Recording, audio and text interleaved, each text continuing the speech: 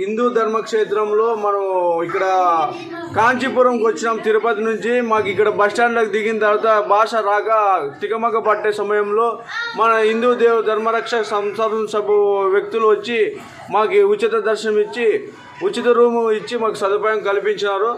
మాకు ఇక్కడ చాలా సంతోషంగా ఉంది. ఇలా కల్పించడం వల్ల హిందూ ధర్మాన్ని కాపాడిన వారు వ్యక్తులు అవుతారు. ఈ ప్రపంచంలో హిందూ ధర్మాన్ని కాపాడవలసిందిగా అందరికీ హిందూ ధర్మ వ్యక్తులందరికీ కోరుచున్నాము. జై హింద్, జై హింద్, జై భారత్, జై భారత్, జై భారత్, बोलो भारत माता की जय, बोलो भारत की जय, बोलो भारत माता की जय.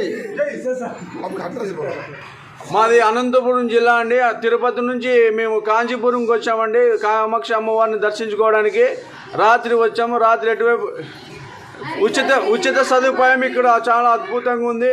మాకు ఇలా ఉంటుందని తెలియదు. ఇక్కడ భాష ప్రాబ్లం వల్ల చాలా ఇబ్బంది పడ్డాము. రాత్రి 11 గంటలకు సారు గారు వచ్చి మమ్మల్ని మీకు ఉచిత దర్శనం ఉంది రాండి అని చెప్పి తీసుకుని వచ్చి మాకు రాత్రి వసతి గృహం బాగా కల్పించారు. ఎవరన్నా మన భక్తాదులు ఎవరైనా ఉంటే వచ్చి మన క్షేమంగా కంచిలో వచ్చి మనం ఆల్ట్ అయ్యి ఇక్కడ ఉచిత రూమ్ని సద్వినియోగం చేసుకొని దేవ దర్శనం చేసుకోవాలని మనస్ఫూర్తిగా కోరుకుంటున్నాం.